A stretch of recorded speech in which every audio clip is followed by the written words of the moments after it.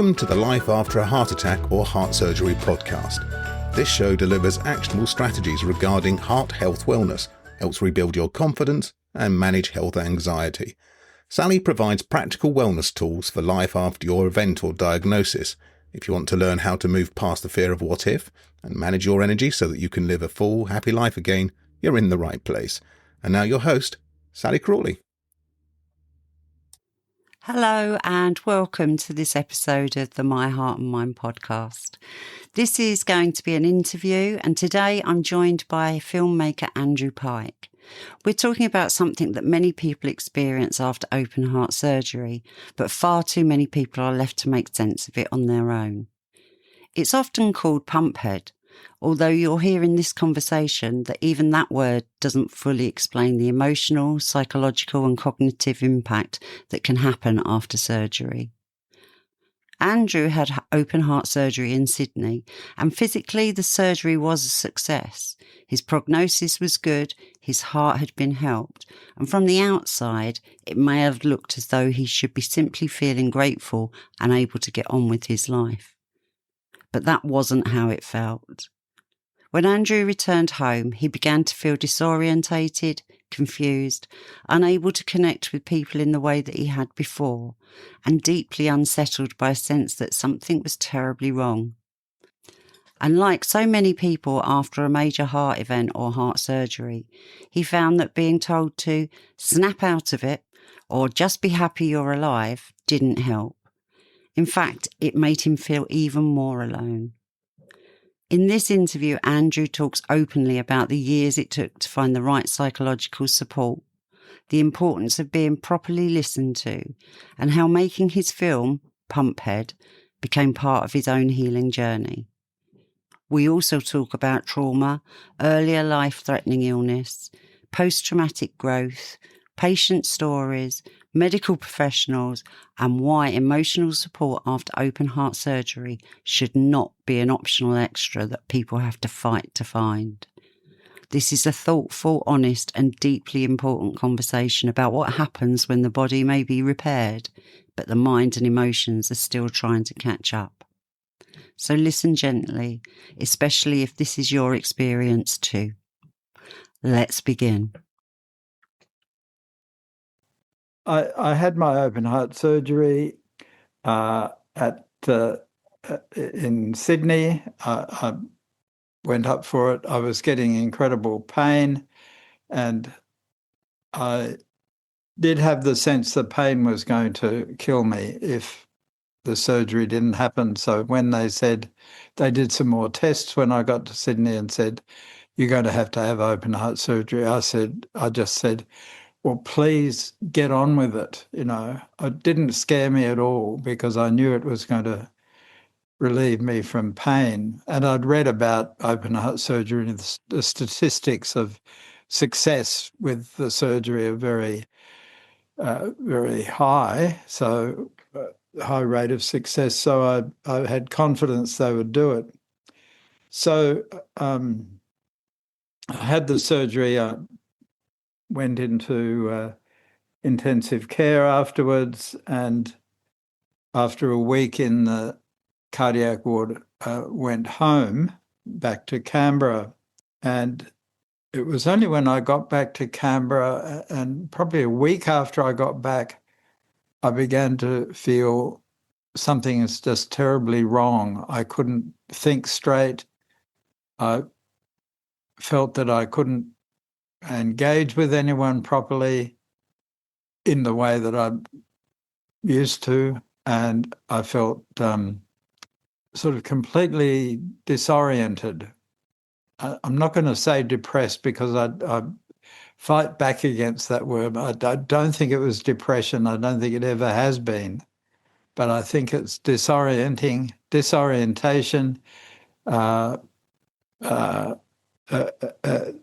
That sort of feeling. And also there's a fear of cataclysm always there. Mm-hmm.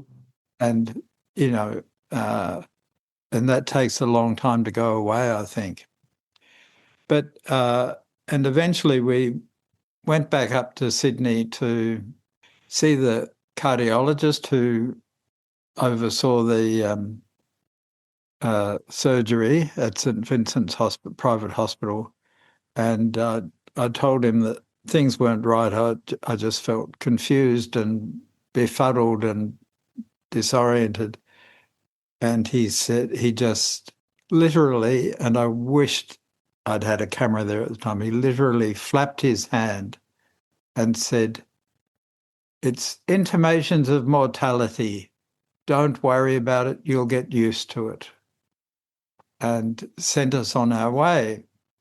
And I had friends at home who, a number of them started, based on what that cardiologist had said, they said, "Look, your prognosis is brilliant. They've said this surgery is going to see you out. It's going to last you 20 years or more.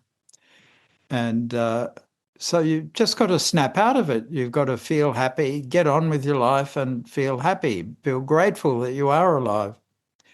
And if anything, those comments made me go backwards into myself, because I knew I didn't feel that way at all. I couldn't be happy. I couldn't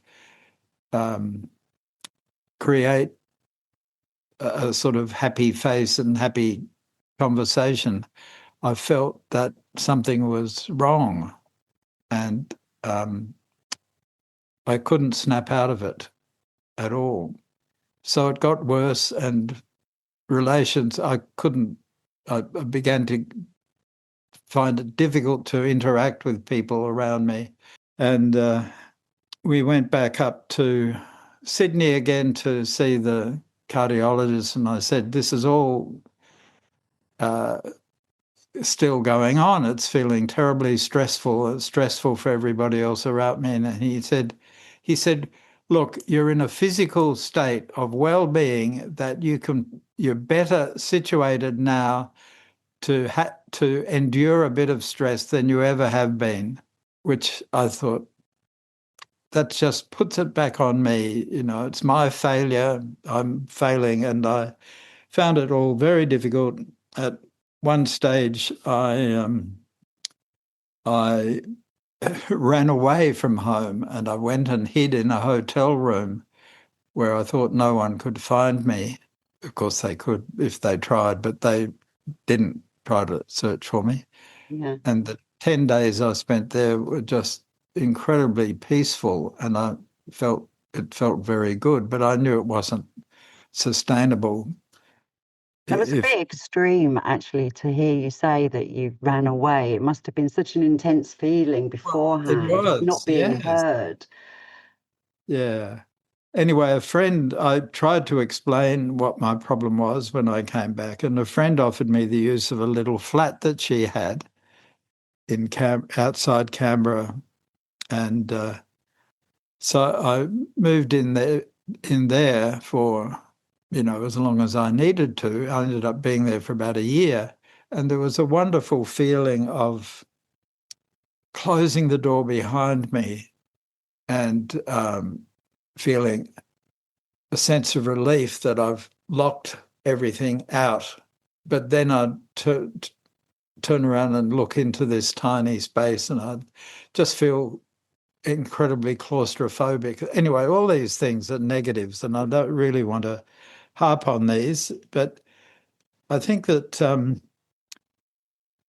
eventually things got quite bad, and I knew an old friend of mine had given up her career as an anthropologist and had retrained as a mature adult in psychological counselling. And I rang her saying, "I think I'm in big trouble. Can you help me?" And she said, "No, I can't, because I'm a friend. I can't help you professionally, but I will give you the names of some."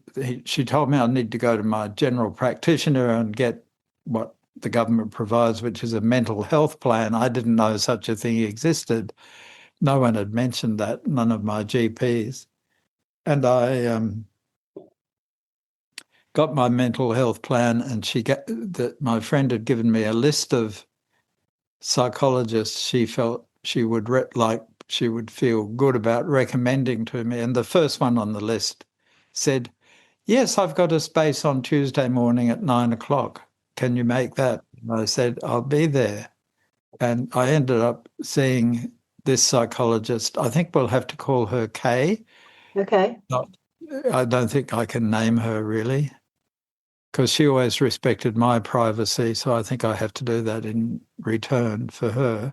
Yeah. So she called herself a Jungian psychologist, psychotherapist. And she very rarely gave advice or direction.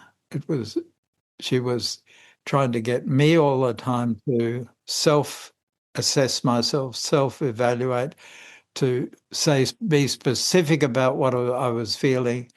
I used to characterize her, say she's trying to get me to name the beast, what it is that's upsetting me. But after the first session, she did give one of her few bits of advice, and she said, "I think we need to meet twice a week for a while." And that just felt so good to me that she'd seen that I have a problem. And she wasn't trying to explain it away or push me to snap out of it or anything. She wanted to help.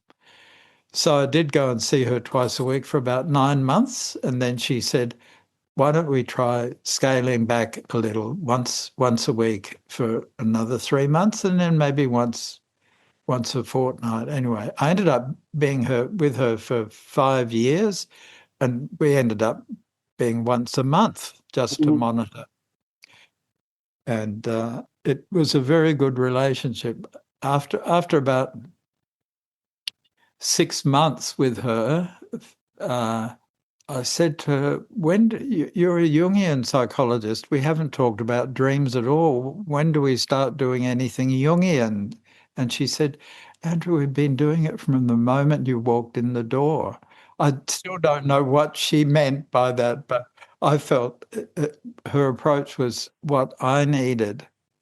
She listened and she responded to what I said, not according to a prearranged concept of how psychotherapy should work.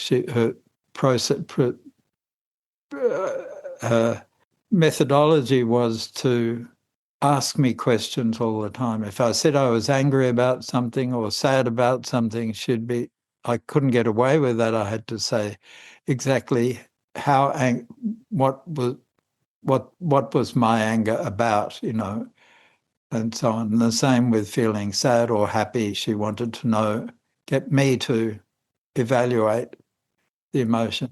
She sounds very person-centered. It was all about you rather than any processes that she might have had. That's right. So I just wish that everyone else who has problems of this nature after surgery could see someone like that who, I don't know the way you work, Sally, and I'm sure you're probably in the same camp as Kay.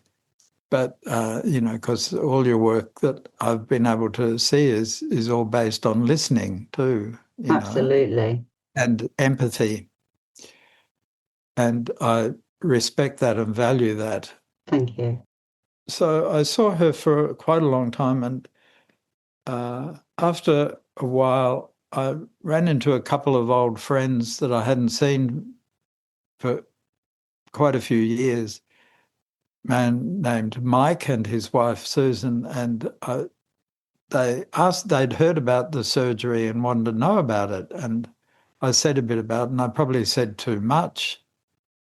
And they said, "Andrew," they knew the films I'd made beforehand. They said, "You should be putting this on film. You should be filming it." And that really triggered the idea of making a film. It came from someone else, And I think it was a very healthy idea because it, again, made me think about applying all the things that were going on in my life into this work of creativity. So I think that brief conversation with them was incredibly purpose. It had a big effect, you know. Mm. They planted the seed. Yes, that's right. Exactly. So I as a few weeks went by, and I began doing more research, you know, for the film online, looking at academic articles about open heart, the after effects of open heart surgery that I could find online. There were a lot of them. People can just Google looking for them, and there's tons there, but not all of them are easy to read for non-professional. Very scientific, aren't they? Yeah. But I found that quite a few of these online papers that I couldn't really understand were coming out of Melbourne, Australia, from an organisation called the Australian Centre for Heart Health. And so I looked at their website, I looked at the personal profiles of the research psychologists there, and I liked the look of the people. They were good photographs. So I spoke to my friend Mike about it, who'd planted the seed about the film, and said, would you be willing to come down to Melbourne with me and we'll go and see them? I feel I'd like to have someone with me. So Mike just laughed and said, of course. So he came down and we had a ball. We were there like for about 3 hours, you know, and they just they were just intrigued that I was going through the emotional crisis that that they were researching. I was a great specimen, but they also were very impressed and excited by the idea that we were thinking of making a film. And so Mike and I went down a second time some weeks later with cameras, and I was filming this myself at this stage. And I filmed an interview with a very good one with the main psychologist there, a quite wonderful woman called Barbara Murphy, very Irish name, and she has quite a sort of wild Irish look about her hair, and she's in the film. Before we turned the camera on, she was very hard-hitting about her comments. You know, she said things that she told me she wouldn't say on air, but they were actually reassuring things that propped me up. Yeah. And I won't repeat them now, but she was a forceful presence in the room to be dealing with. So I filmed the interview with her, and she ended saying, Andrew, you're not alone in this because we are walking with you. And that just brought tears to my eyes. It's in the film. I left it in the film there. Very powerful phrase. And I've always felt great gratitude to her for everything she did to encourage me. So we did a lot of filming with them, and then I began to look for, decided that the film would be structured not about my story, but about my journey to find out about Pumphead by talking with other Pumphead people. So I met a lot. One way or another, word got out. There's an American-based one and a small British one that I think you're involved with, and there's one in Australia. So I went through those groups to try and find some people who might be interested in the film, and and I found quite a few people came forward to me saying, I've heard about the film. I would love to tell my story in it. If you'll have me, if it's appropriate, I would love to be in it. So they came forward to me, and that's very, very important. There's no one in the film who I had to persuade to be in the film, I had to trick to be in the film or anything. They all came forward, and that becomes very significant later when we talk about post-traumatic growth. So I got my cast, as it were, together, and we began with my camera crew this time, began filming patient stories. And because the patients wanted to tell their stories, it was great, you know. They didn't need much encouragement. Yes, it made me feel very strong, that they were trusting me, that, we were equals, and they were sharing their stuff with me. And we did record a long one with me telling my whole story, but I didn't want to use it because I'm really the host for the whole thing, and I just felt it wasn't right for me to do it, other than sort of provide linking narration. And we did all of that, and my camera woman was superb. I've worked with camera people who, when they're in the room, they're the most important thing, and they, say, "Oh, you got to put that over there, and that light's not right. You got to fix that, and you got to do this." And the last person that they pay attention to is the person we're filming.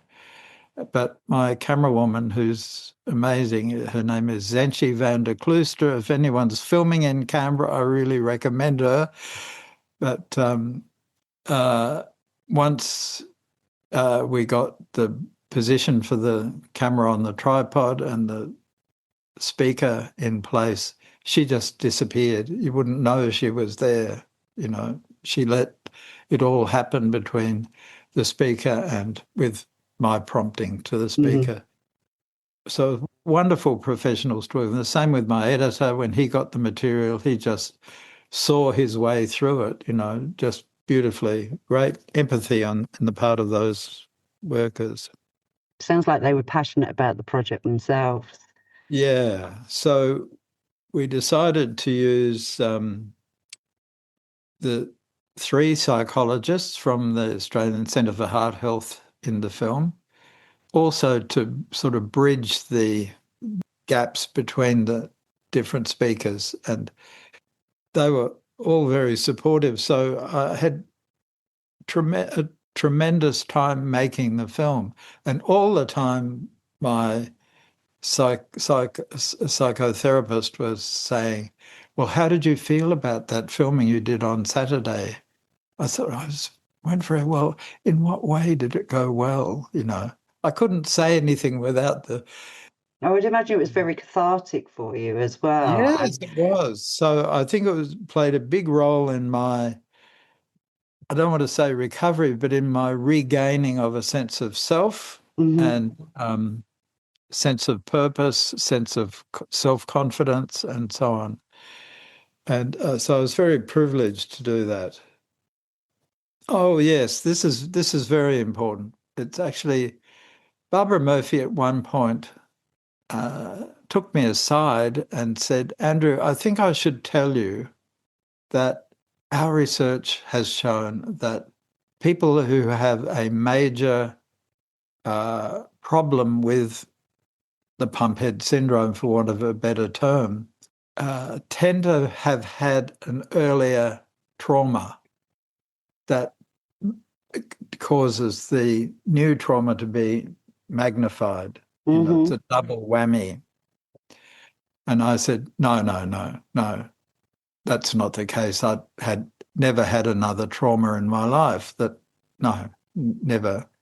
And she said, "I think you should think about that, not dismiss the idea." So I raised this with my psychoanalyst, and she said, "I've been trying to talk with you about an earlier trauma for a long time, and you keep evading the question." And all of a sudden I knew what it was, and I couldn't deal with it. I couldn't speak about it. I got teary. I'm doing it now. Tears come to my eyes. And it was a trauma. I realised that I was very happily chatting about the Pumphead syndrome with all and sundry, but this earlier trauma I couldn't verbalise at all. And eventually my psychoanalyst did bring it out, was that about 20 years earlier, 20 years before I had the heart surgery, this is very hard to do it, but I want to do it. Okay, take your time. I had been filming in a swampy area of Papua New Guinea, tropical swamps, and the area was infested with mosquitoes. You hold your arm up and mosquitoes would appear on your arm. So we were taking anti-malarial medicines and wearing clothes over every bit of our body and using mosquito nets at night, making sure no part of your body touched the mosquito net because they'd get you through anyway, that. Anyway, it was for a film that ended up winning prizes, and was very proud of the film. But and I knew when we'd completed our shoot in this swampy area of Papua New Guinea that we'd got gold, Yeah. And so we came back. And about a week after I came back to Canberra, I went out to dinner one night with my wife and friends, and we'd been having a few drinks, and dinner was running late. We were late for dinner. It was a late dinner. And suddenly the room started spinning around. And I thought, oh, God, I think I've had too much to drink on an empty stomach. And I said, but then I thought, I can't even sit. I'm going to fall, collapse forward while I'm sitting. So I got up and held myself up and got into the toilet, thinking I might be getting sick or something. Mm-hmm. But it was the same there. I had to prop myself against the walls to stop. So I came back to the table and I said, something's very wrong. You better get me to a hospital. And I remember nothing after that. So I don't know what happened, but I did wake up a long time later in hospital, and they said I had malaria, so they treated me for that, and I recovered and I came home. That's after 10 days or 2 weeks in hospital, and I came home and I was feeling fine, and then it all started again. So I went back to hospital and they said, oh, maybe we needed to treat you for longer for the malaria. So they did that, and I came home, felt fine for a few days, and then it was all happened again. So I went back to hospital, and this time we're not going to treat you until we've done a full blood test. So they did that, and they said, yeah, well, you haven't got the malaria, the common malaria that we were treating you for. You've got something far much more serious, which is cerebral malaria. Goodness. And that's a different treatment, and the drugs you have to be, well, I'm talking about it all right now, but anyway, I had to stay in hospital for quite a long time because the drugs were dangerous and I had to be monitored daily and so on. And the thing about cerebral malaria, it either kills you or it doesn't recur. Right. I was very lucky. It didn't recur, but it... that was a very traumatic experience for you, I can imagine. It was extremely traumatic, and it affected my liver, and so I had to dramatically change my diet. I had to stop alcohol. I had to... I actually went vegetarian for about 4 years. Mm-hmm. And because I just found allergies to all sorts of things would cause problems. But so I had that earlier trauma, there's no doubt about it. And we later found evidence, medical researcher found for us, of studies done on American armed servicemen and women in tropical countries with cerebral malaria. They all suffered officially designated trauma. They all had PTSD after the cerebral malaria. So I had that. Yeah, so really both traumas for me, the cerebral malaria and the open heart surgery, occurred on a hospital bed, And anyway, I was incredibly lucky that I got the cerebral malaria right at the end of my time there, because if I had come down with it where I was in the swamps, I would have died, because I couldn't have got out in time to get to help get to a medical. facility. Two life-threatening ones, yes. So I learned from that anything Barbara Murphy tells me I have to take very carefully, not dismiss. So she's a very powerful person and very perceptive. So what I wanted to do all along with the film was find a psychologist who had open heart surgery, because I thought that was the only way we could get a refinement of the language being used by psychologists and medical professionals about what we were experiencing, because everyone defaults to depression and PTSD, and it is ish. It is, partially those things, but it's more as well. It is its own unique thing, and we need it to be recognised as such, I think, or treated as a unique thing and unique to the patient. In fact, it's not easy, as I'm sure you're finding with your research, to get a single pattern for diagnosis. I came back. I did find through the Facebook group a psychologist who was actually posting a sort of diary about her experiences and referring back to her training as a clinical psychologist. She hadn't practiced as a clinical psychologist, but had trained as one. And I thought, that's good. So she was in Holland. So I thought, I said to my team, we've got to get to Holland. And they said, oh, yes, please. And and my camerawoman, Zentje van der Klooster, had Dutch ancestors, so it was in her name. So she came with me. She could speak a bit of Dutch, and we filmed. We were there for 2 weeks. We filmed a lot with the Dutch psychologist who's in the film, Lisette Broekink. She really makes the film, I think, and her reflections at the end, I think, are a wonderful sort of coda for the end of the film. She really sets it up well. So we're all looking for peace. We must find that peace, and I think that's the core of the quest that we're on. It's just a bit of mental peace. So I came back and I was talking with Barbara Murphy, and I said, it's very weird, Barbara, but I'm just reflecting now on all of the people I've interviewed or had filmed conversations with for this film. They're all so keen to speak out, and they're all doing things, Some of them are giving lectures, community lectures in community groups. I was doing that too.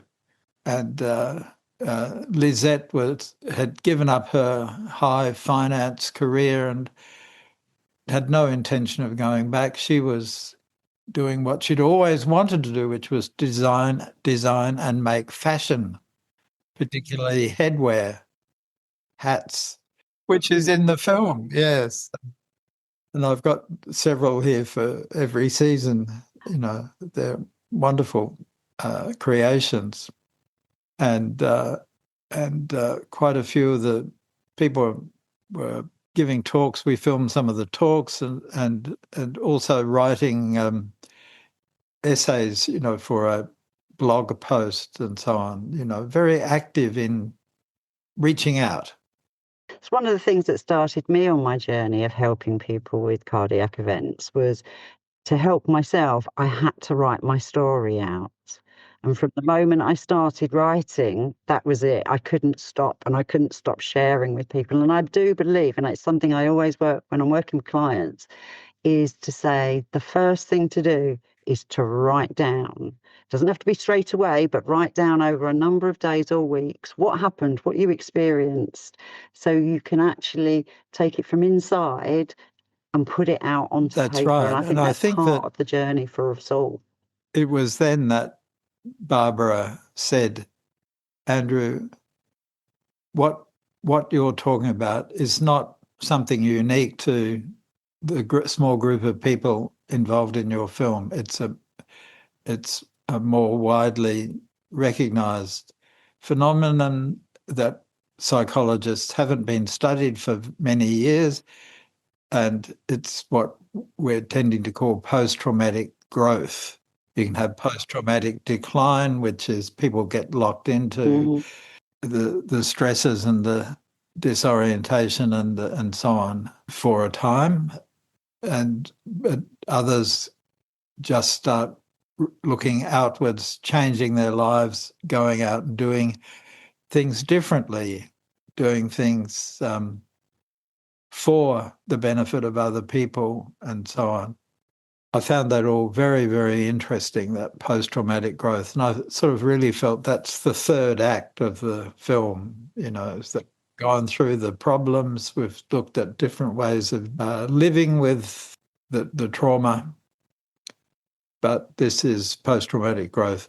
And the things that I found out about post-traumatic growth make it really, really interesting subject. Barbara Murphy and her colleagues would say that you can't make it happen, but there are conditions that help to make it happen. That is, finding a lot of support and comfort in other people that are going on the journey with you helps, but it doesn't necessarily make it happen. But if it's going to, it will, and if it doesn't, it won't yet. No one can say when it's going to come or what will make. But I found that with post-traumatic growth, if that's what I was experiencing, there's a sort of hypersensitivity that went with that I couldn't go back to the things that I used to love and do before. My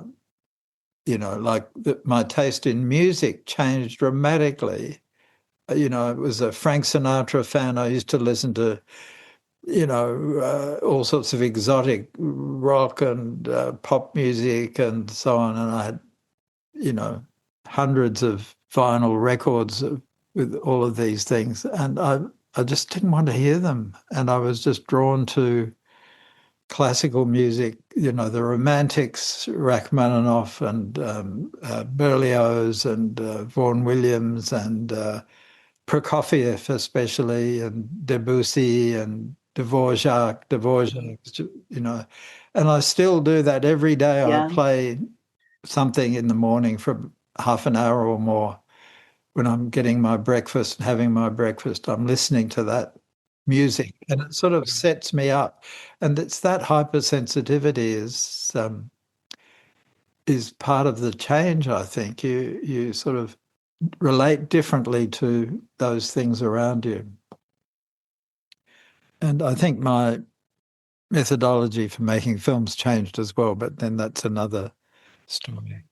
And so this is just a very quick anecdote here. So I lent my car to a friend who was visiting Canberra, and I didn't need it for a few days, and I had lent my car to this friend, and then when they gave it back to me and they left town, they went back overseas. And so I was driving around in my car, and I tried to put it had a cassette deck in it, and I tried to put a tape in it. And I thought, what? And I pulled it out, and I pulled over, and I pulled it out, and it just said RACH, RACH. It wasn't my handwriting, it wasn't my cassette, it was one they'd left in the car. And I thought, oh, well, I'll listen to it. If RACH might mean Rachmaninoff, and I love Rachmaninoff, so I played it. And I just was in tears listening to it as I drove along. I had to pull over. It's the most superb, sublime work by Rachmaninoff. It's a trio, it's the second elegiac trio that he wrote for piano, cello and violin, the three instruments, and it runs for about 45 minutes, and I managed to track down, I contacted my friends, and it was a recording that David Oistrakh had made in Moscow in the 50s. And I thought, I've got to have this music on the film. It expresses all the grief of trauma, in the most dreadful way, expresses all of that, but then it works its way through the 45 minutes into the most sublime resolution. And the resolution's quite brief, but it's like an epiphany. And then the music can stop, it's reached the end. And it's all there in this work. And I did research about Rachmaninoff writing this thing. He was in his early 20s. His sister had died. His family had lost their land. His father had died, and that they were or his father had left the family, and he was living with a grandmother that he didn't get on with particularly. Anyway, life was miserable for him, and he just felt this music coming on. He wrote the piece to express his grief, his unhappiness, his despair.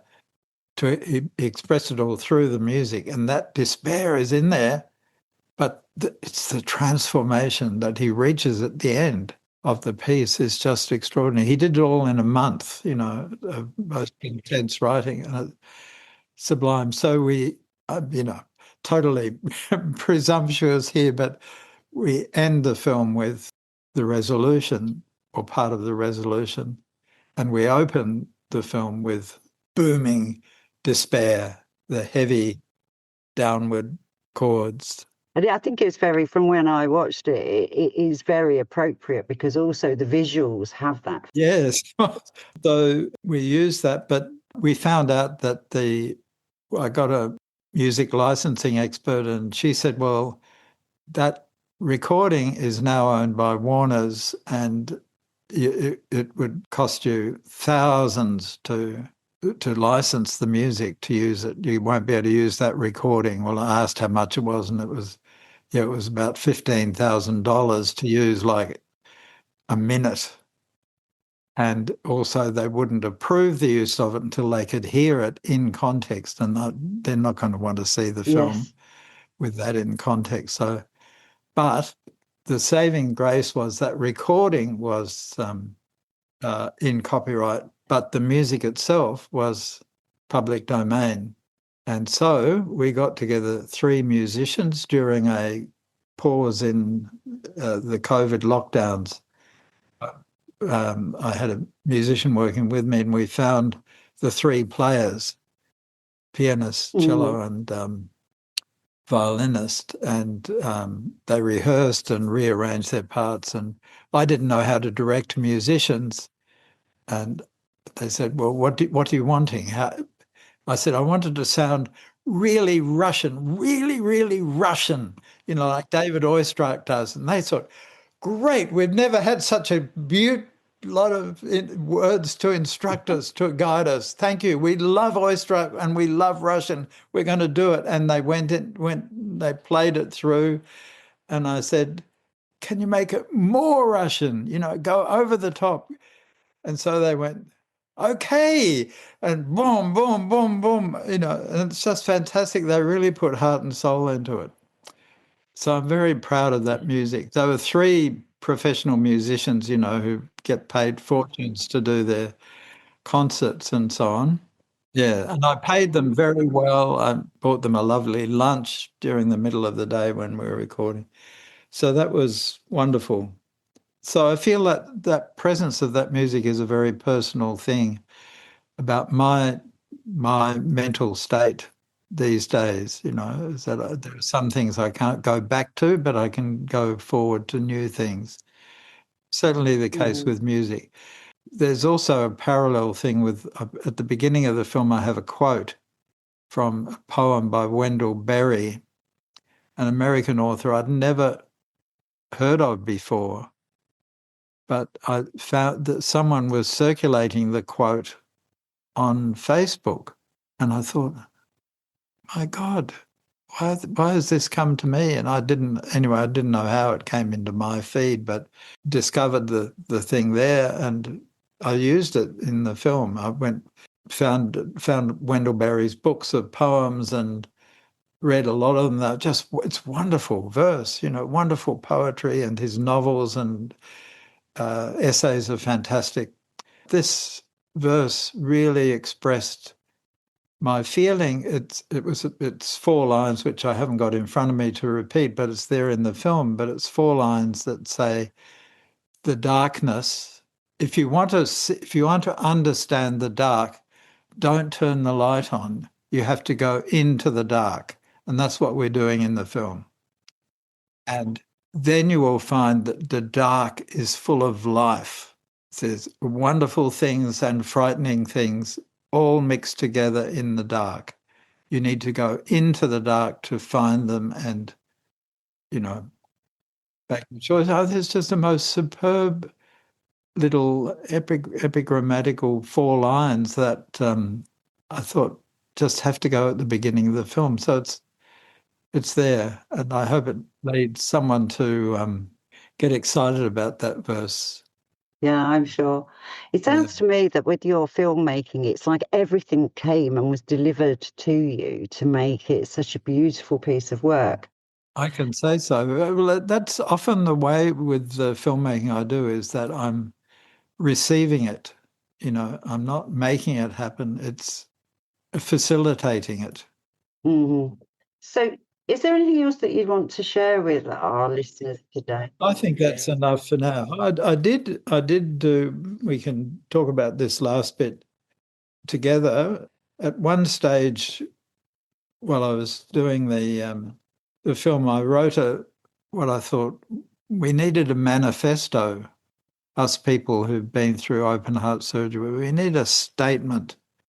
So I drafted one, but it's incredibly crude. But I think it's important to actually think about what it is we actually want from the rest of the world. We want people to listen to us and respect what we say. Don't have to agree, just respect what we say.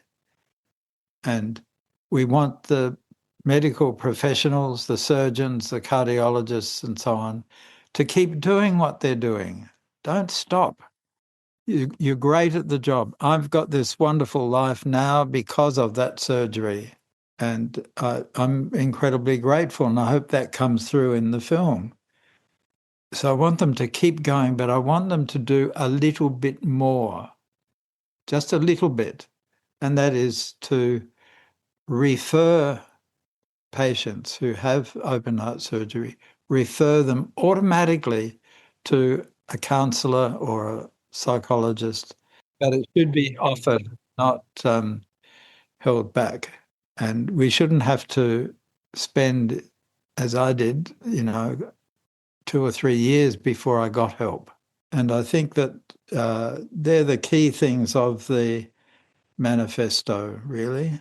So if it's all right with you, I'd like to include your manifesto in the blog post that goes with Well, this podcast. you'll have to, I'll send it to you, but you have to, put in big, bold, sparkly letters that this is a draft. I will do. I will definitely do that. But I think people should think about their own personal manifesto. But I think those things, and it's very interesting, the film I've just finished after Pumphead, I finished it a year ago. It's called Japida, A Journey to the Gurindji Way. It's about a young Japanese student who goes to work with the Aboriginal community, the Gurindji people in the Northern Territory of Australia, to record how they, not what their history is, but how they tell their history, because there's a non-literary culture. How do they tell their history? It's not in museums because there aren't any galleries or books or documents. It's in the country around them. So how do they communicate that? He ends up saying, we have to listen. We don't like it. We don't agree with it, but we have to listen and we have to respect. And I feel that film, Japida, is the same message as the Pumphead film. And I think it is so profound and so difficult to do, It is. It is. And, I mean, I'd like to wrap up and just ask if you could go back and speak to yourself shortly after the surgery, what would you have said to yourself? I think I was too lost. I had no sense of my problems being generic, which they were, common. I thought, I believed everyone around me when they said, the problems I'm experiencing are my own fault, my own making.